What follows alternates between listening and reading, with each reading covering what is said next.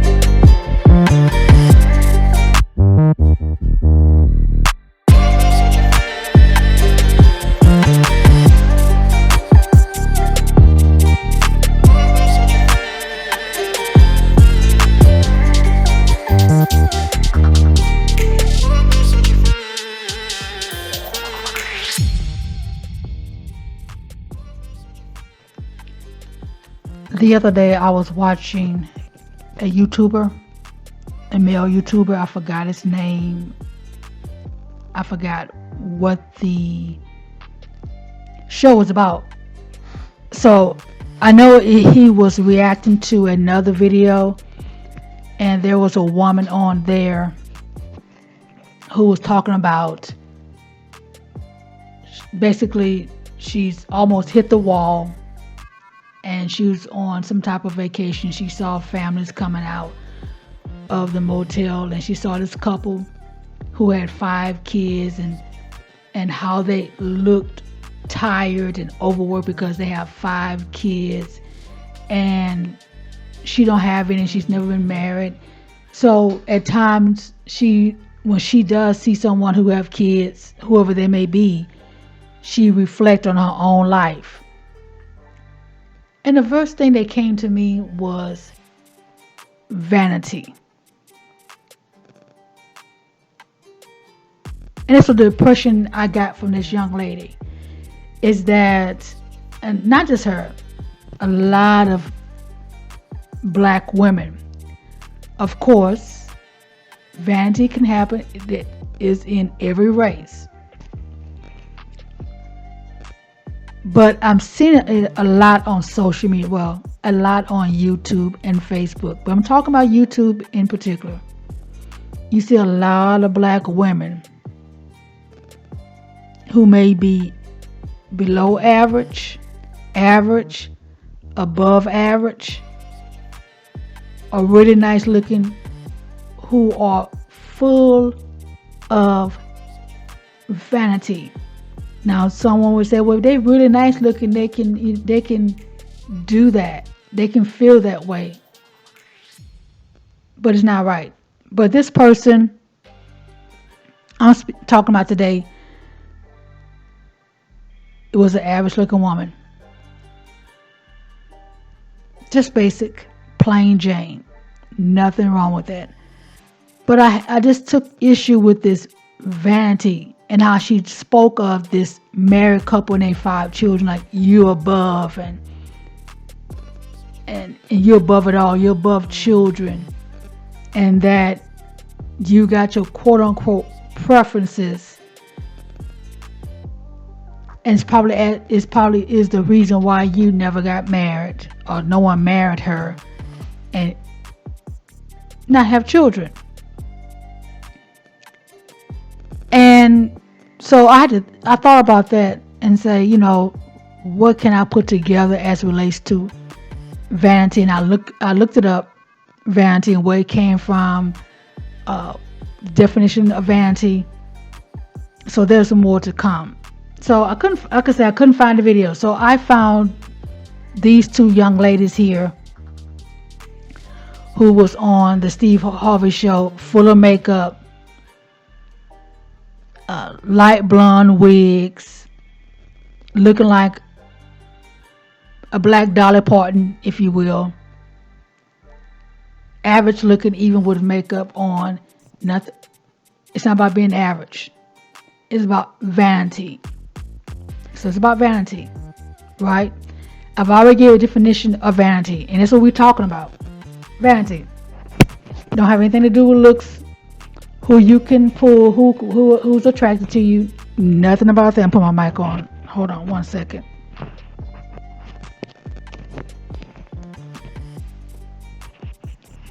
I'm still putting my mic on. Okay. My mic is on my lapel. So, has nothing to do with the looks per se. It's an idea of thinking that you're above, and you're above anybody else. You're above average men. You're above other women.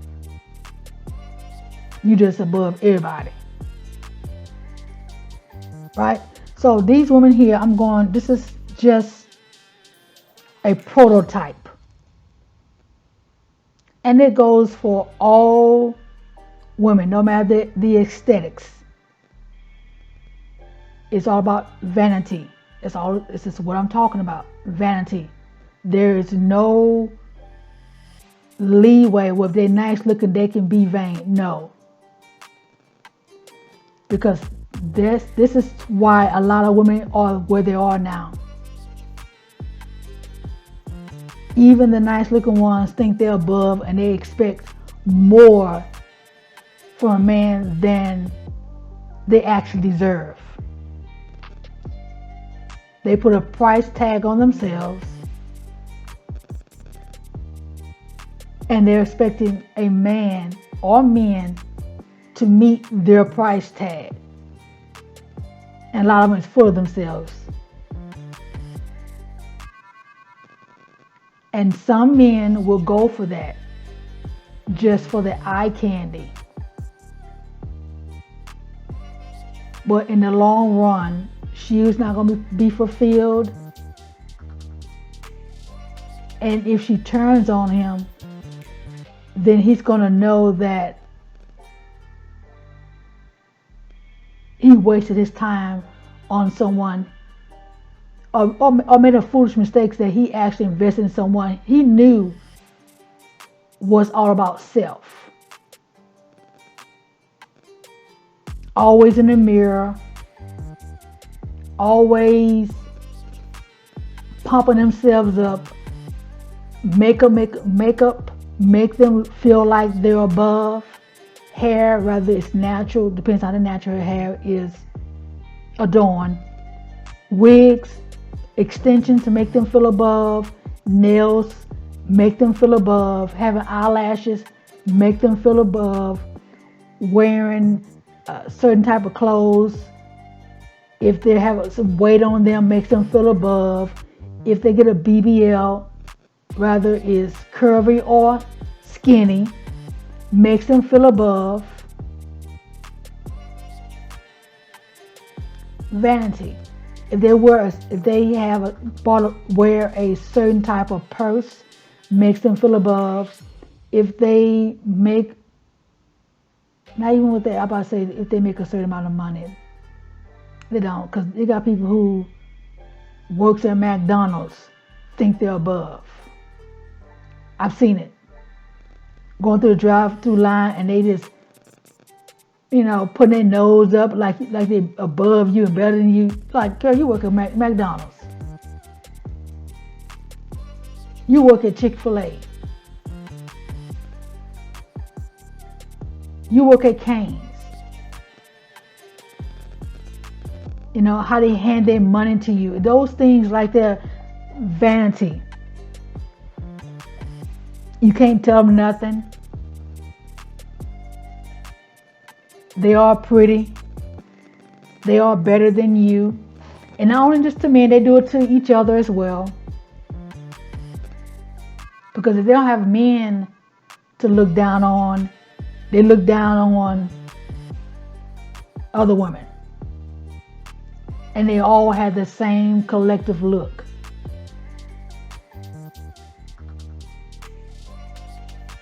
I'm better than you. I'm prettier than you. I'm finer than you. I have more than you. My title is higher. My wig looks better. My wig is more pricier than you. My eyelashes are better. I shop here. I shop there. I don't have no kids. I have kids. My kids look XYZ. My kids don't live with me. Now she has more value because the kids don't live with her and she's able to do what she wants. Now I have more value. Right? And like these women here, what you're looking at, these pictures here, they went out on a date with these guys. I didn't watch the show. I saw clippings of it a while back where these guys was in disguise and they thought they was better than him, basically. You average, you below me. Come to find out, I think they was worth more financially, and again, they was in disguise, I believe. And until they were surprised, like, oh, I didn't know you had all this. If I had known this, because you get the idea that you're above.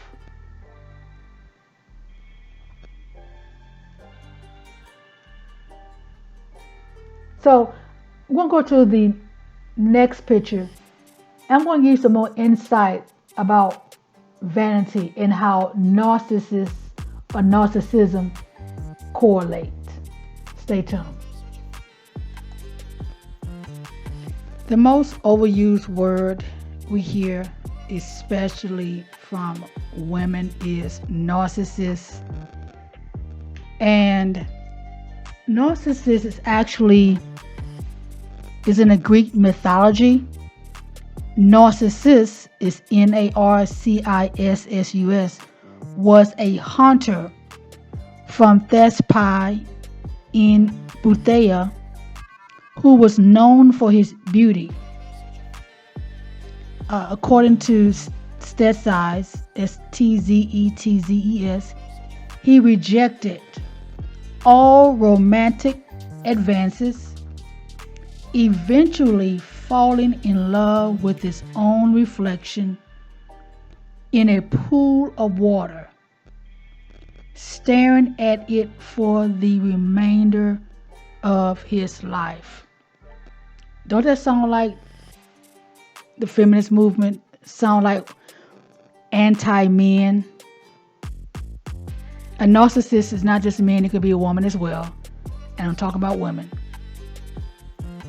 on this particular video.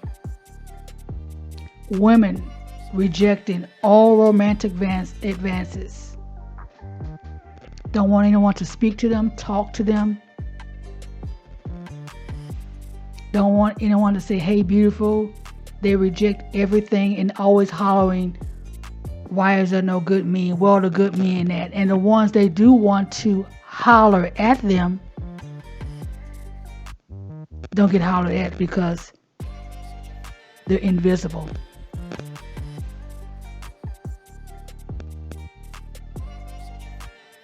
We reap what we sow.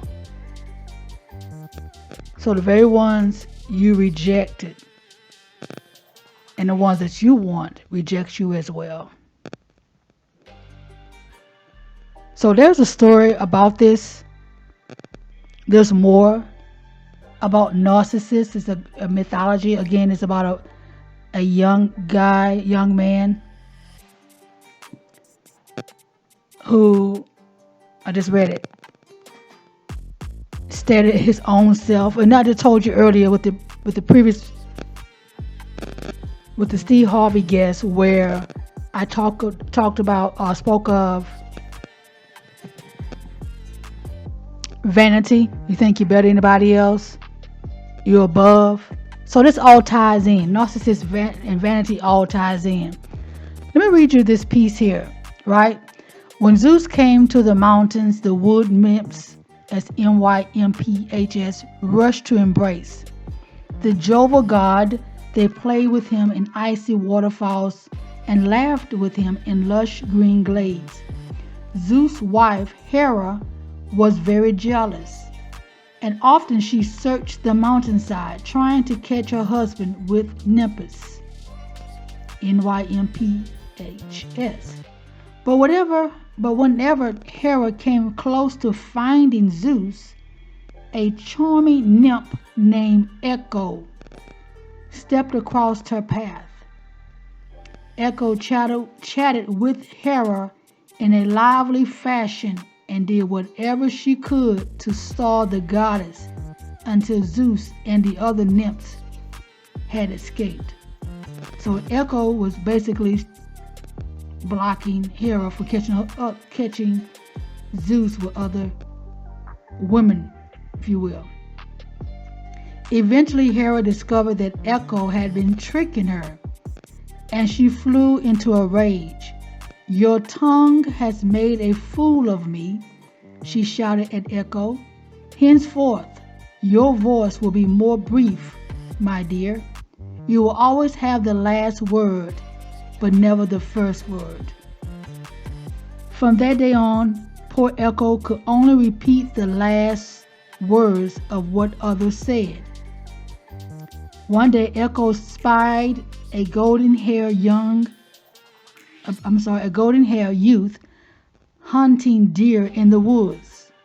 The boy's name was Narcissus, and he was the most beautiful young man in the forest, all by himself. All who looked upon Narcissus fell in love with him immediately, but he would have nothing to do with anyone, for he was very conceited. Now we know today's time, not only a beautiful person can be conceited, the most average and the most below average woman will be conceited. Remember, we all are tens. That's what we tell each other. We all are tens. When Echo first laid eyes upon Narcissus, her heart burned like the flame of a torch. She secretly followed him through the woods, loving him more with each step. She got closer and closer until finally Narcissus heard the leaves rustling. He whirled around and cried out, "Who's here?" Everybody wants you. Is it what we are today? Women are today? Anytime a man steps outside a building, crosses the street, turn their way, look at them, who's here? They think every man wants them. From behind a tree, Echo repeated his last word, "Here." Narcissus looked about in wonder. "Who are you? Come to me," he said. Now the woman's trying to check him out. You holler at me, he may got a little something going on. Let me see what he got before I just really shut this thing down. How much of a high value man is he? Or let me see what he's working with. financially? What meals can I get out of him? How can I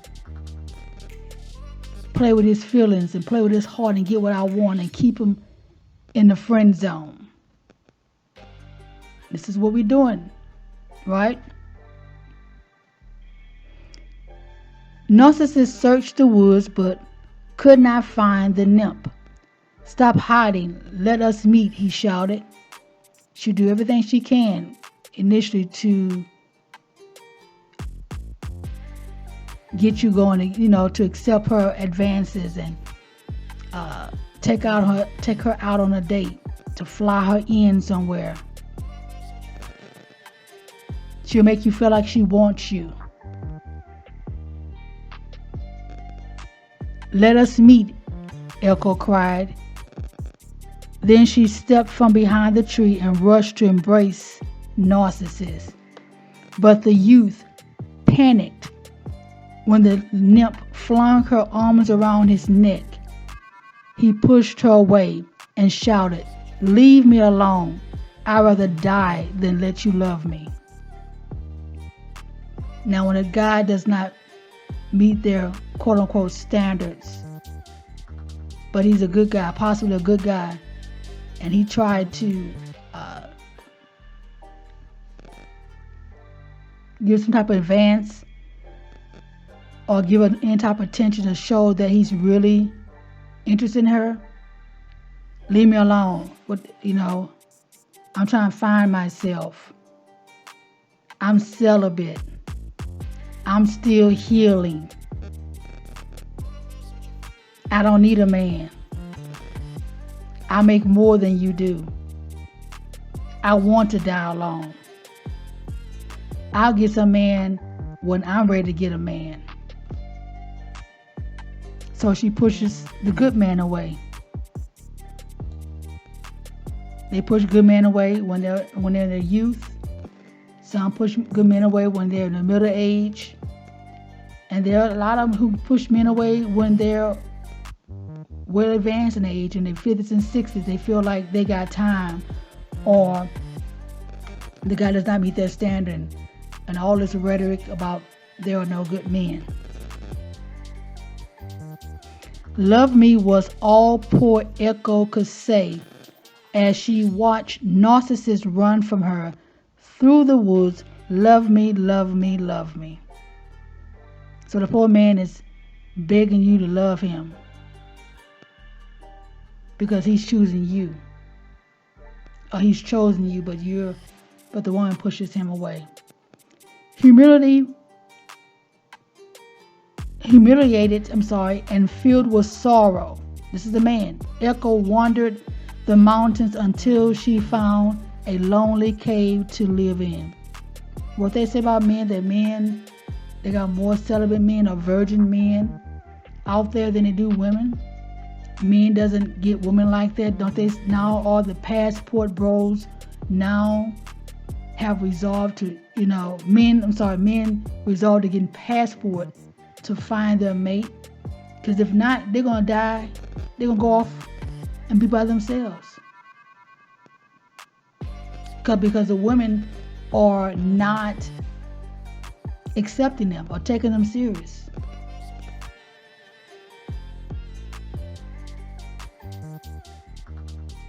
Even the average man has been turned away. Whether they're good looking, not good looking, or below average, they've been turned away. And the good looking guys who they say are the 1%ers are not even paying attention to the women, or as they say, they have more options.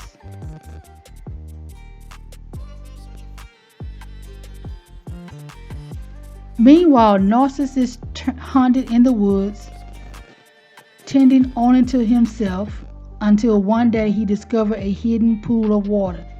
Ain't this like single woman? Boss chick, bad bee, degreed women who want to get a job. They all hunt for themselves, hunt for their children, don't want a man, doing it all by themselves. Some are really struggling. Some are depending on the government. Even if a good man will want to get him out the apartment, and they wouldn't want to do it because of the stipends and the welfare that they're getting from the government. Student loans. Trying to have that glamorous life in debt. And once you get that degree, once you get that quote unquote business, once you get that minimum success, once she got her BBL and working at a fast food restaurant or working in a nursing home, once they feel like they got their body right, then what? Until one day he discovered a hidden pool of water, the mirror. The pool had a silvery smooth surface. No shepherds even disturbed its waters. No goats or cattle, no birds or fallen leaves. Only the sun danced upon the still pond. Tired from hunting, tired from working, and eager to quench his thirst, Narcissus lay on his stomach and leaned over the water. But when he looked at the glassy surface, he saw someone staring at him. Been on Instagram, TikTok, possibly Facebook, OnlyFans, looking at yourself in the actual mirror, staring at yourself, think you're above and better than anybody else, more pretty than anybody else. No one can touch you. You're above reproach. You're a princess, you're a queen, you're a goddess, you're empress. You're all these self-titled moniker that you give yourself. Narcissus was spellbound, gazing up at him from the pool where eyes like twin stars framed by hair as golden as Apollo's and cheeks as smooth as ivory. But when he leaned down and tried to kiss the perfect lips, he kissed only spring water. You so full of vain. The woman's so full of vain. You kissing yourself and you find out it's not what it cracked up to be. You're full of yourself. You're not happy. But you tell everybody else you're happy being single and alone. It's better to be alone. You don't need nobody. You can do it by yourself.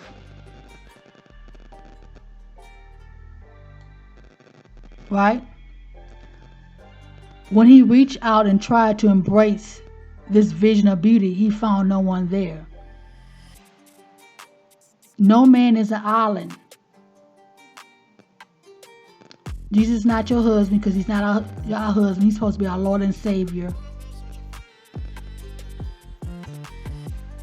And you're hugging on a tree, you're hugging on a dog, you're hugging on a cat, you're hugging on your mother, you're hugging on your siblings, you're hugging on your children, you're hugging, like I said, yourself or a pillow. But there's still a dissatisfaction there because it's not wholesome. It's not wholeness because you're playing with your mind. Your mind's playing trick on you. You think you're better than you ought. Or better than what you really think you are. But reality sets in and says you're not that girl. Life is not that good being alone. Life gives you a reality check. Say, you know what, you can keep on putting on airs like you're doing good and everything's well, but time will tell. It's going to show itself strong.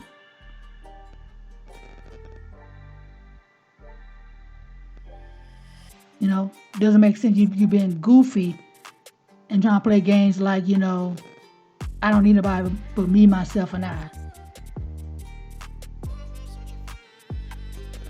What love could be more cruel than this? He cried. He couldn't even satisfy his own self. I.e., dildos and all the other stuff y'all use. When my lips kiss the beloved, they touch only water. When I reach for my beloved, I only hold water. whatever you get begets what it. Whatever you touch or invest in, that is it's going to beget. Meaning that if you have a child with a man, you're going to beget a child. If you invest in nothing, nothing leaves nothing. Beget means to be born of. Nothing leaves nothing.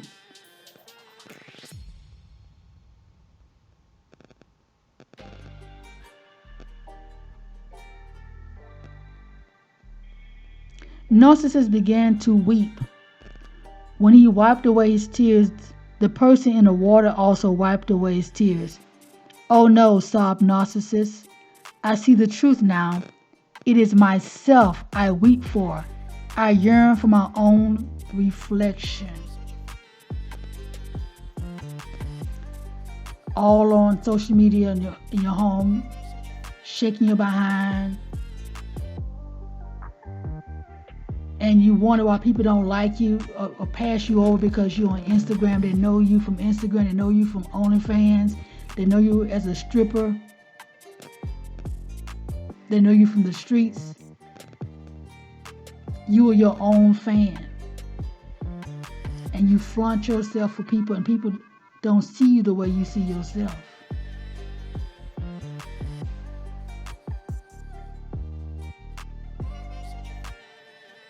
And you loving yourself, and you like wonder why. I mean, I'm a stripper. Yeah, I do this. Yeah, I do that. But that doesn't mean I'm not a good woman. I'm not a good person. They don't see that. They don't associate that.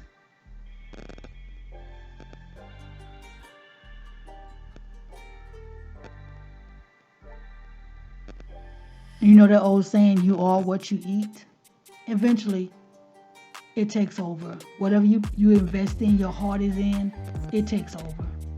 You become that which you invest in yourself in.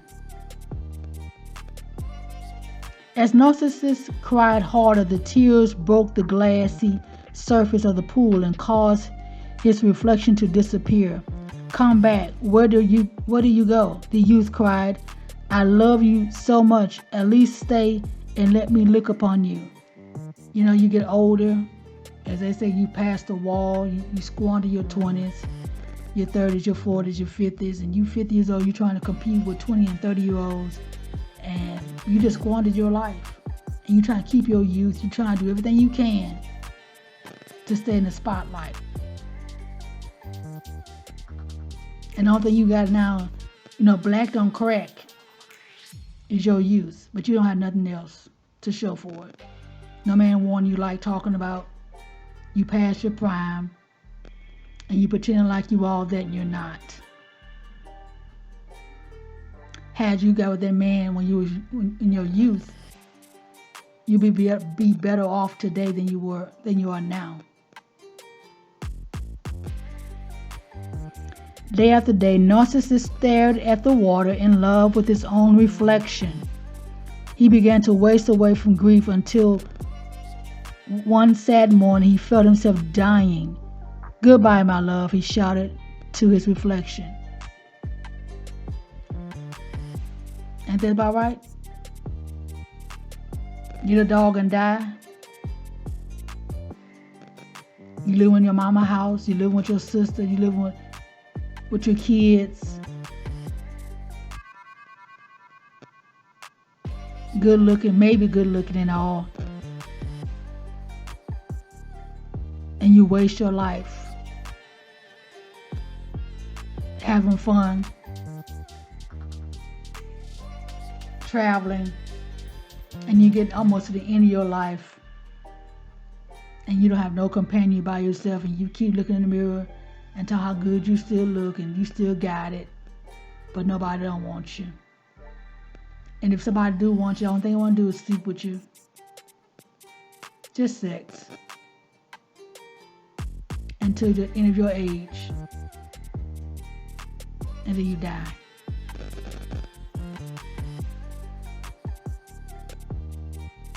Goodbye, my love. And you die with memories, possibly of what could have been. Goodbye, my love, Echo cried to Narcissus from her cave deep in the woods. That could be the man, your husband, who you passed. Never really, he may have not even got with nobody. Or someone in your latter years who tried to get with you. But he knows the time has passed. He's not going to get you. So it's goodbye, love. The narcissist took his last breath. After he died, the water nymphs and wood nymphs searched for his body, but all they found was a magnificently beautiful flower beside the hidden pool where the youth had once yearned for his own reflection. The flower had white petals and a yellow center, and from that time on, it was called narcissus. And alas, poor Echo, desolate after Narcissus' death, did not eat or sleep. As she lay fondly in her cave, all her beauty faded away, and she became very thin until her voice was all that was left. Thereafter, the lonely voice of Echo was heard in the mountains, repeating the last words anyone said. And it's like the men today, crying out, want to be heard. Y'all trying to shut them down, saying that men ain't nothing. You lumping up with other men on social, men that you went with and probably mess with and mess you over. And women who have not even had a man come out the womb talking about they don't need no man. So they got this complex from birth all the way down to graduate from high school and going to college. I don't need no man. So boys already know day one they're not going to be married. It's a strong possibility they're not going to be married. So they also die as virgins unless they divest and find women or a wife that wants them, who needs them, who needs to be in a marriage. In this case, it'll be a want, because they are divesting out of their own community. So they need to go look for someone who of another nationality, race, to accept them as a black man for who they are and build with them. Because if not, they're going to be Echo, a dying breed of men who is without a wife, who is without a woman. Because we got narcissists running around here telling everybody and believing that they don't need nobody. And they're going to hold on to this mantra, to this belief system, to the day they die. And can't nobody tell them nothing.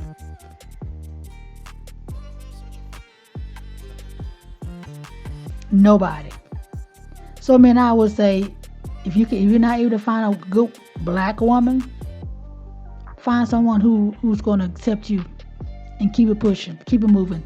Forget about these women, because their head is somewhere else. They're stuck on self. They're conceited. They are tainted.